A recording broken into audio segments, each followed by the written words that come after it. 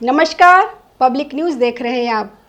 पिछले दिनों तृणमूल कांग्रेस की सांसद महुआ मोइत्रा ने गृह मंत्री अमित शाह के खिलाफ एक बयान दिया था, जिसकी बीजेपी ने जमकर आलोचना की थी। अब उस बयान की वजह से महुआ मोइत्रा एक नए विवाद में फंस गई है। भाजपा अल्पसंख्यक मोर्चा के राष्ट्रीय अध्यक्ष जमाल सिद्दीकी ने दारुल उलूम देवबंद को पत्र लिखकर आग्रह किया है कि वह बिहार में प्रधानमंत्री नरेंद्र मोदी और उनकी मां के खिलाफ अपशब्द कहने वाले व्यक्ति के खिलाफ फतवा जारी करे। सिद्दीकी ने दारुल उलूम के प्रिंसिपल मौलाना अब्दुल्ला मुजाहिद को संबोधित एक पत्र में बिहार के दरभंगा जिले के निवासी मोहम्मद रिजवी द्वारा की गई टिप्पणी को बेहद अपमानजनक और इस्लामी शिक्षाओं के विपरीत बताया। सिद्दीकी ने लिखा, यह कृत्य सिर्फ एक परिवार का अपमान नहीं है, बल्कि मूल इस्लामी मूल्यों का उल्लंघन है। इस्लाम माता पिता के सम्मान को बहुत महत्व देता है। उन्होंने इस्लामी ढांचे में अपमान की गंभीरता पर जोर देने के लिए सूरह अल इसरा और हदीस के संदर्भों का हवाला दिया और कहा कि पैगंबर मोहम्मद ने माताओं को स्वर्ग का द्वार बताया था। मामले को गंभीर और संवेदनशील बताते हुए सिद्दीकी ने दारुल उलूम के विद्वानों से आग्रह किया कि वे रिजवी के बयानों की निंदा करते हुए शरिया के तहत एक औपचारिक फतवा जारी करें।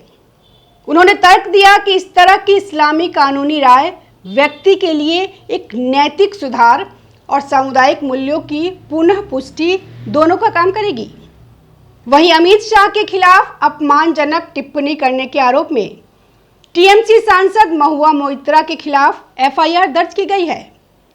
भारतीय न्याय संहिता बीएनएस की धारा 196 और 197 के तहत मानक कैंप पुलिस स्टेशन में एफआईआर दर्ज की गई है। सांसद महुआ मोइत्रा द्वारा देश के गृह मंत्री अमित शाह के खिलाफ दिए गए कथित बयान को लेकर विवाद गहराता जा रहा है। राजधानी रायपुर के गोपाल सावनेर ने पुलिस अधीक्षक को ज्ञापन सौंपकर उनके खिलाफ एफआईआर दर्ज करने की मांग की गई थी। आवेदक का कहना है कि महुआ मोइत्रा ने जिस तरह गृह मंत्री पर आपत्तिजनक टिप्पणी की, उससे समाज में आक्रोश और तनाव फैल सकता है। इसे देशद्रोह और दंडनीय अपराध बताते हुए उन्होंने बीएनएस की धाराओं के तहत कार्रवाई की मांग की थी। वहीं छत्तीसगढ़ के सीएम ने विपक्ष पर निशाना साधा।